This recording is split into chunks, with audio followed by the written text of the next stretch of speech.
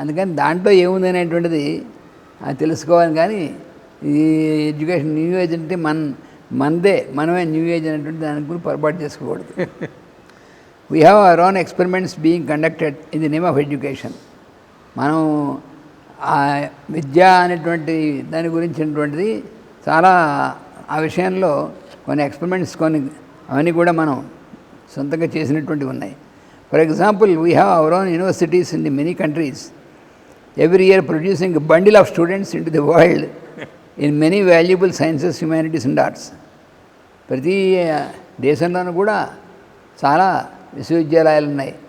ప్రతి సంవత్సరం ఒక కట్టలు స్టూడెంట్స్ని తయారు చేసి ఆ సైన్సెస్లోను హ్యుమానిటీస్లో చేసి వదులుతూ ఉండేటువంటిది. Many students are presented to the world in the field of physics, chemistry, medicine and engineering, and through more than 100 branches of technology which belong to the operative side of education. అంటే ఏంటంటే విద్య యొక్క వాటిని operation అంటే వాటిని వినియోగించేటువంటి దాని సంబంధించినటువంటివి విధంగా ఇవన్నీ కూడా ప్రతి సంవత్సరం దాంట్లో చాలామంది తయారు చేస్తుంటారు. The universities are producing also students on the speculative side of education in the name of students of philosophy, theology and the various branches of economics and politics. వాళ్ళేమో ఆపరేటివ్ బ్రాంచెస్ అంటే వాటిని ఉపయోగించి చేసేటువంటివి. వీళ్ళు స్పెక్యులేటివ్ అంటే వీళ్ళు ఆలోచన విధానం ప్రకారం చేసేటువంటివి. ఎలా అంటే ఫిలాసఫీ అనేటువంటిది, అదేమో థియాలజీ అంటే ఆస్తిక్యత అనేటువంటిది, విజ్ఞానం అనేటువంటిది. అలాగే ఎకనామిక్స్, పాలిటిక్స్ ఇవన్నీ ఇలాంటివన్నీ కూడా. Great thinkers who have no time to do on the physical plane, on the practical plane, and great workers who have no time to think. అంటే ఆపరేటివ్గా ఉన్నటువంటి వాళ్ళు వర్క్ చేస్తుంటారు కాబట్టి నో టైమ్ టు థింక్, వాళ్ళు ఆలోచించడానికి టైం ఉండదు. వీళ్ళు స్పెక్యులేటివ్ కాబట్టి వీళ్ళు చేయడానికి టైం ఉండదు, ఆలోచిస్తుంటారు. వీళ్ళు 2 రకాల వాళ్ళని తయారు చేస్తుంటారు యూనివర్సిటీ వాళ్ళు ప్రతి సంవత్సరం. The students are coming into the world and entering into the field of competition instead of entering into an era of humanity. వచ్చినటువంటి స్టూడెంట్స్ విద్యార్థులందరూ కూడా మానవత అనేటువంటి దాంట్లోకి వచ్చే బదులు వాళ్ళందరూ ఒకరితో ఒకళ్ళు కాంపిటీషన్ అనేటువంటి దాంట్లో పడిపోతుంటారు. The mind becomes what it thinks and human being becomes what he thinks. And when a human being is launching his ship from the university into the universe in terms of competition, he is narrowing down his own awareness. Mind becomes what it thinks. మనస్సు ఏం చేస్తుంది, దేని గురించి ఆలోచిస్తుందో అది అవుతుంది. యద్భావం తద్భవతి అంటే అర్థం అది. అలాగే హ్యూమన్ బీయింగ్ అలాగే వీడేమవుతాడు, వాడు దేని గురించి భావం చేస్తాడో అది అవుతాడు మానవుడు కూడా. అందుకని వీళ్ళందరూ కూడా ఏం చేస్తున్నారంటే యూనివర్సిటీలోంచి యూనివర్స్లోకి వచ్చేప్పుడు వాళ్ళకి అంతా కూడా నేరో డౌన్ చేసుకుంటారనమాట. కాంపిటీషన్ అనేటువంటి దాంట్లోకి వెళ్ళేప్పుడు నేరో అయిపోతుంది. His own awareness in terms of behaviour of commercial relationship and going in to that much degree of self conditioning. ఆ రకమైనటువంటి దాంట్లోకి వెళ్ళిపోవడం వల్ల వీడికి ఏమవుతుందంటే సెల్ఫ్ కండిషనింగ్ వస్తుంది, తాను బంధించుకోవడం అనేటువంటిది. Which no more permits him to be aware of humanity and human values. అక్కడి నుంచి వాడు మానవతా విలువలు అనేటువంటి దాని గురించి తెలుసుకునేటువంటిది కాస్త పోతుంది. ఈ permits him to have only a life of commercial values. ఇంకోటి తెలిసిందల్లా ఓన్లీ కమర్షియల్ వాల్యూస్ అంటే ఇంకా వ్యాపార అనేటువంటిది దానికి సంబంధించినటువంటి తప్ప. Many of us unfortunately are being trained in to a loss of self confidence to build a hollow temple of competition. Hollow temple spirit of అదే వీళ్ళు సెల్ఫ్ కాన్ఫిడెన్స్ అనేటువంటిది లేకపోయేప్పటికీ ఏమవుతుందంటే హాలో టెంపుల్ లాగా తయారైనటువంటి టెంపుల్ హాలోగా ఉండదు, లోపల ఏమి ఉండదు, అలా ఉండేటువంటిది అలా తయారవుతుంది. And the altar of which there is only the ideal of clay and physical matter with a big void of hope in the sanctum sanctorum, which the human machine of behavior is trained to fill with violence. The result is conflict, battle and war. దానివల్ల ఇంకేమంటే కొట్టుకోవడమే. And we have experienced 2 global wars, and the blood of humanity is from one side boiling towards the 3rd World War. Still we boast of calling our schooling by this sacred name education. మనం విద్య అనేటువంటి పేరుతో ఏం నేర్చుకున్నామో దానివల్ల ఏమైందో చూస్తూనే ఉన్నాం. యుద్ధాలు అవి చేసేటువంటి పెద్ద ప్రపంచ యుద్ధాలు అయినప్పటికీ కూడా దాన్ని ఎడ్యుకేషన్ అంటున్నాం మనం.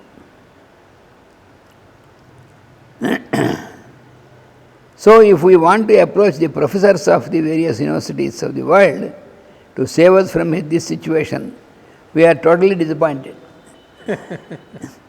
దీని నుంచి రక్షించాలంటే ఏం చేయాలని వెళ్ళే ప్రొఫెసర్ని అడిగితే మనం పూర్తిగా డిసప్పాయింట్ అయిపోయినట్టే. 2 ప్రపంచ యుద్ధాలు దాటి నేను కూడా చెబుతున్నాను. అదే because they are themselves helpless.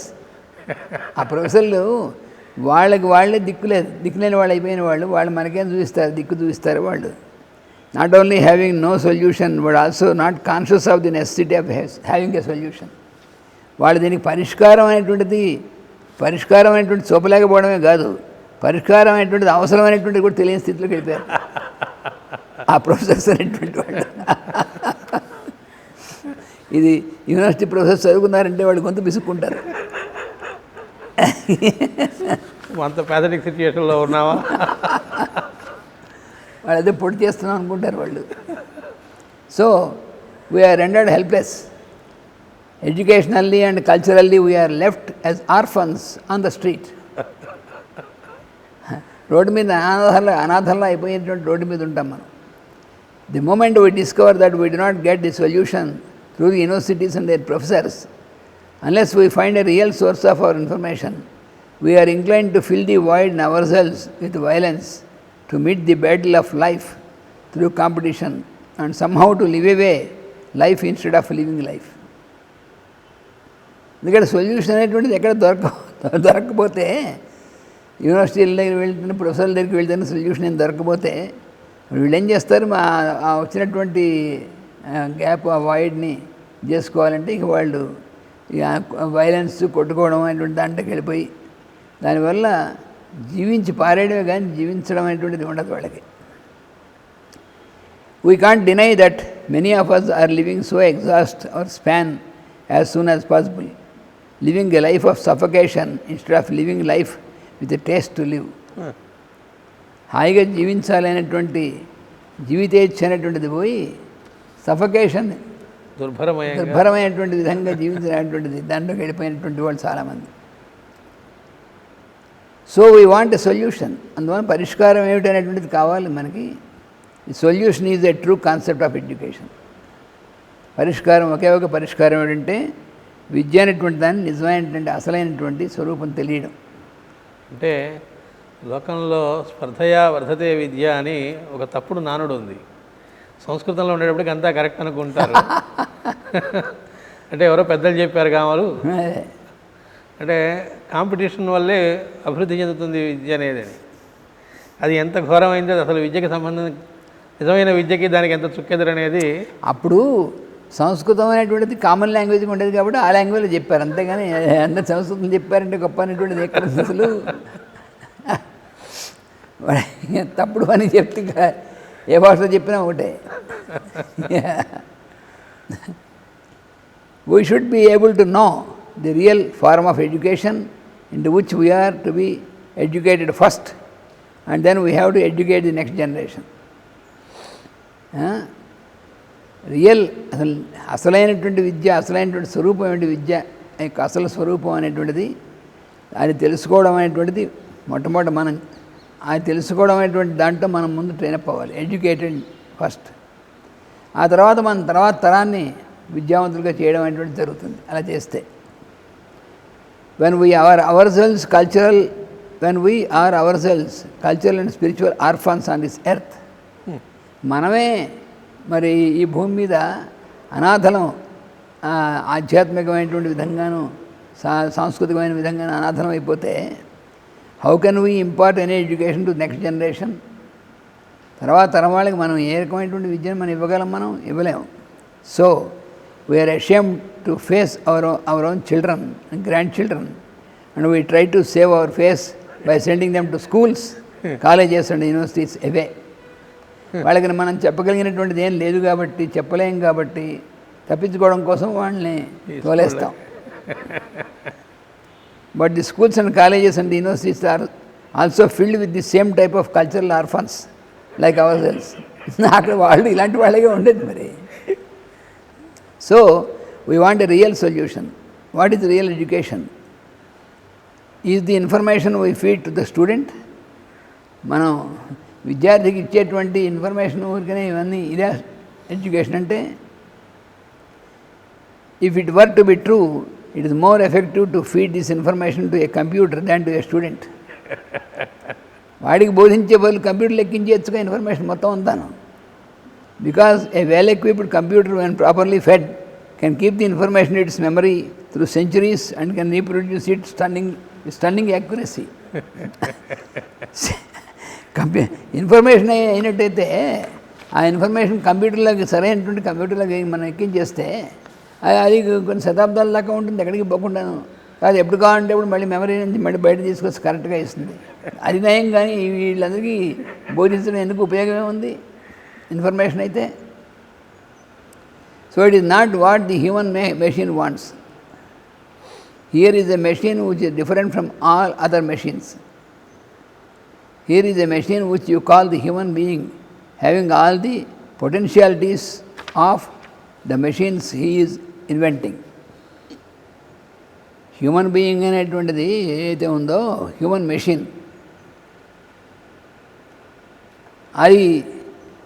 అదేమిటంటే ఇది మిగతా ఉన్నటువంటి యంత్రాల కంటే వేరే అనేటువంటిది.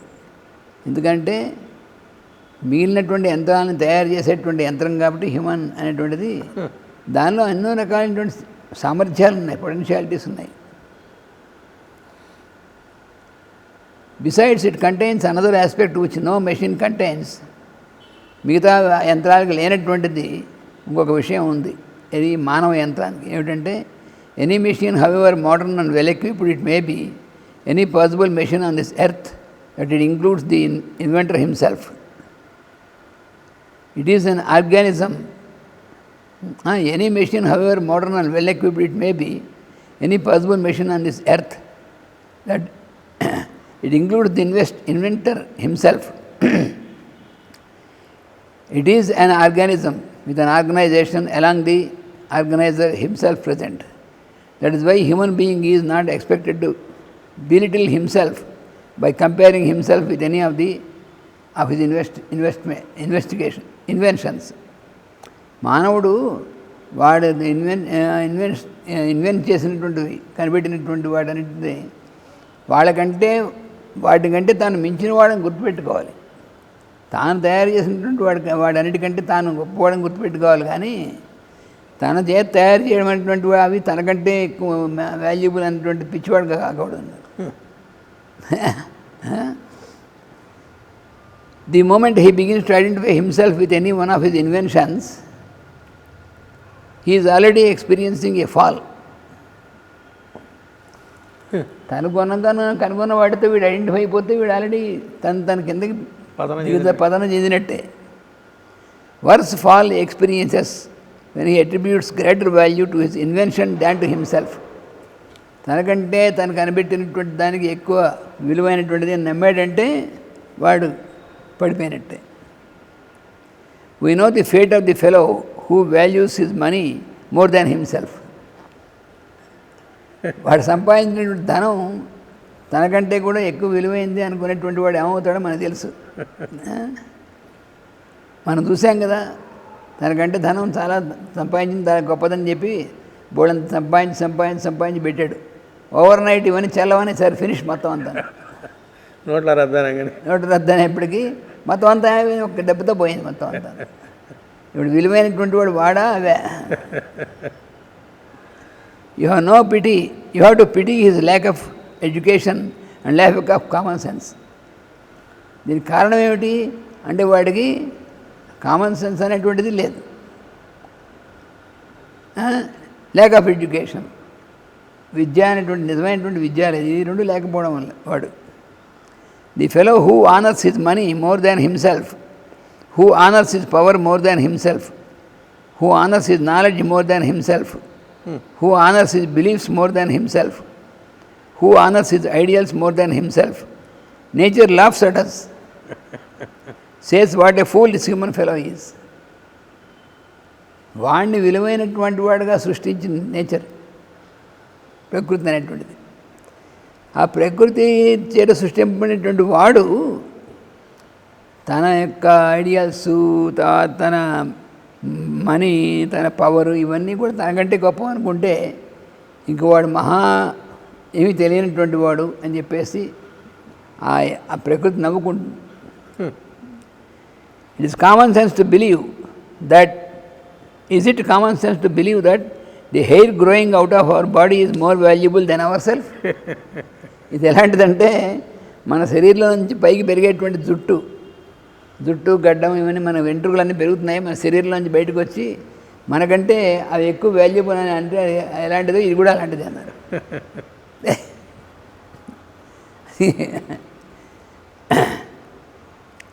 We can beautify our hair, మన జుట్టుని అందంగా ఉండేట్టుగా చేసుకోవచ్చు, but only to some extent, కొంతవరకే అది.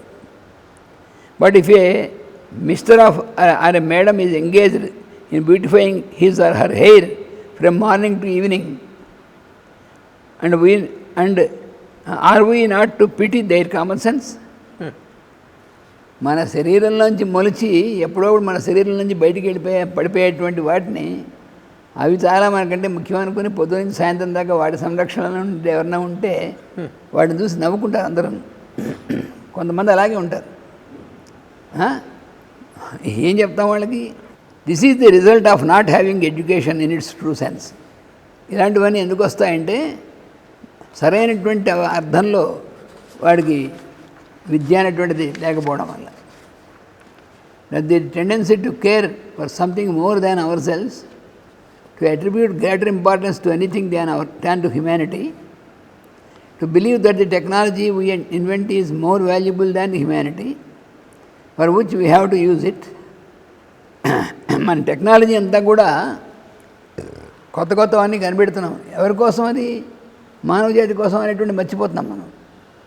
అది మర్చిపోయి మనం హ్యుమానిటీ అనేటువంటి దానికంటే మనకంటే అది చాలా విలువైనటువంటిది అనుకునేటువంటి పిచ్చివాళ్ళం అయిపోతున్నాం. Believing that our ideology and ideals are more valuable than humanity for which the ideals are to be used. ఇవన్నీ ఏమేంటంటే మనకు చాలా ఆదర్శాలు ఉంటాయి. ఆ ఆదర్శాలన్నీ దేనికోసం? మానవ అభివృద్ధి కోసం అనేటువంటి మర్చిపోయి ఇవన్నీ కూడా ఈ ఐడియాలజీ ఇవన్నీ కూడాను మన ఐడియాలజీ, మనం అనుకునేటువంటివి, మన ఆదర్శాలు ఇవన్నీ కూడా అవి మానవ జాతి కంటే కూడా ఇవి ఎక్కువ విలువైనటువంటివి అనుకోవడం ఎంత హాస్యాస్పదమైనటువంటిది. It is this utter lack of common sense that is leading the human being into wars and global wars.